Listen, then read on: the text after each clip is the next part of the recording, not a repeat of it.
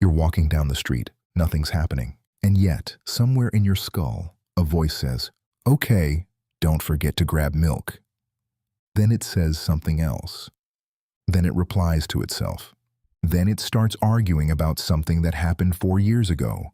Most people think this is normal, but here's the strange part. Not everyone has that voice. Some people go through life without a narrator at all. No running commentary, no internal conversations, just images, feelings, silence. Which raises a strange question. If there's a voice inside your head, who put it there?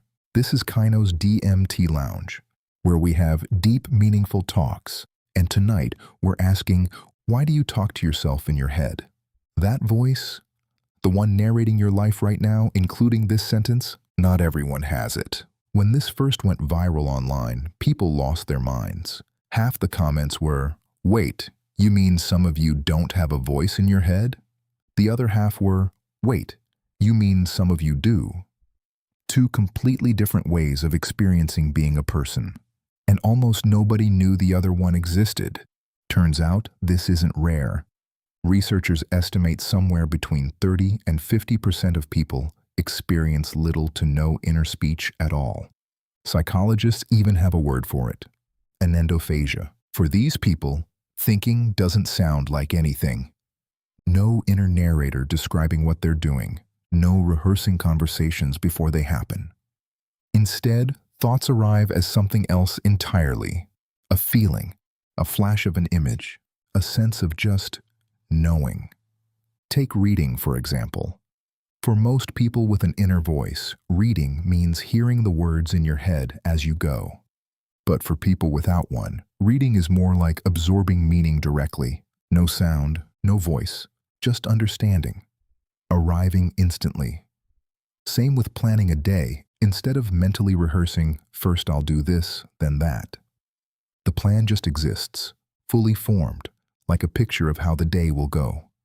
When this difference went viral, people described it like finding out other people see in different colors. Both sides had spent their whole lives assuming their experience was just what thinking is. Ask someone without an inner voice, "What are you thinking right now?" And they might genuinely struggle to answer, not because they're hiding something, because there's nothing to translate into words. And on the other side, people with a constant inner voice were just as shocked, because to them, thought without language sounded impossible. How do you plan? How do you remember? How do you even know what you want? Both groups had spent their entire lives assuming everyone's mind worked exactly like theirs, and they were wrong. So where does this voice come from? And why do some brains build one and some don't? Rewind to when you were a toddler. Back then, your inner voice wasn't inner at all. You talked to yourself out loud, constantly, while playing, while stacking blocks, while figuring out a puzzle. This one goes here? No. There. That wasn't you being weird. That was your brain learning to think. A psychologist named Vygotsky called this private speech. Kids literally talk themselves through problems, out loud, because language and thought are tangled together while they're developing. Then, somewhere around age 7, it goes quiet. Not because the voice disappears, because it moves inward. The same language circuits that once made you mutter to yourself start firing silently. Your lips stop moving. But the talking never actually stopped. It just went underground. And once it's underground, it becomes incredibly useful. That inner voice helps you plan. Okay, after this, I need to do that. It helps you rehearse. If they say this, I'll say that. It helps you hold information in your head, like repeating a phone number until you can write it down. It even helps you regulate yourself. Calm down. It's fine. Breathe. Basically, it's a tool, a narrator your brain built to help you get through the day. In fact, studies have shown that people use inner speech for planning, self-control, memory, and problem-solving. That voice isn't just background noise. It's one of the main ways your brain organizes itself, which means that, in a strange way, Thinking and talking are much closer than most people realize. Which raises a bigger question. If thinking and language are this connected for us, what about animals? Do dogs have an inner voice? Do crows? Obviously, they don't think in English or any language at all, but they clearly plan. They remember. They make decisions. So are they experiencing something like an inner voice, just without words? Or is there a kind of thinking that doesn't need a narrator at all? Nobody knows for sure. It's one of the open questions in consciousness research. And it might mean human inner speech isn't the default setting for a mind. It might just be one option among many, but here's where it gets strange. That voice in your head, it didn't come from nowhere. Listen closely to how it talks to you. Is it patient, encouraging, or is it harsh, critical, quick to call you an idiot for tiny mistakes? That tone wasn't invented by you.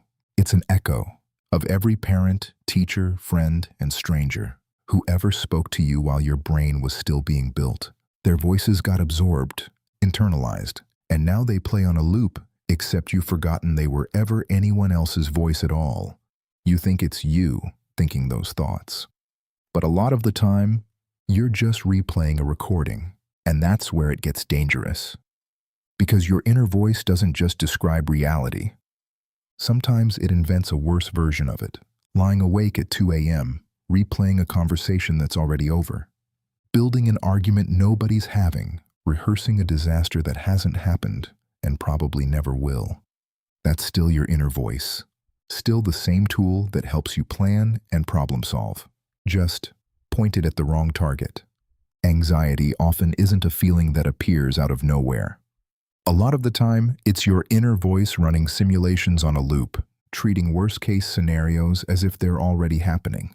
And because the voice sounds like you, it's incredibly convincing, even when it's wrong. And for some people, that recording is kind. For others, it's a constant stream of criticism that they never agreed to install and don't know how to turn off. That's the part that matters, because if your inner voice was built from the outside in, it can be rebuilt the same way. The way you talk to yourself is something you can actually change, slowly, on purpose, the same way it was shaped in the first place.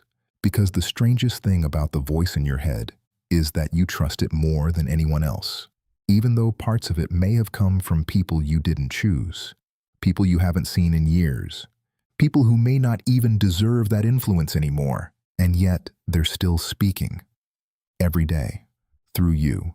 So maybe the question isn't whether you have an inner voice. Maybe the question is, who's actually doing the talking? This has been today's deep, meaningful talk. Hope you enjoyed the DMT. The deeper you look, the stranger things become. Until next time, keep asking why.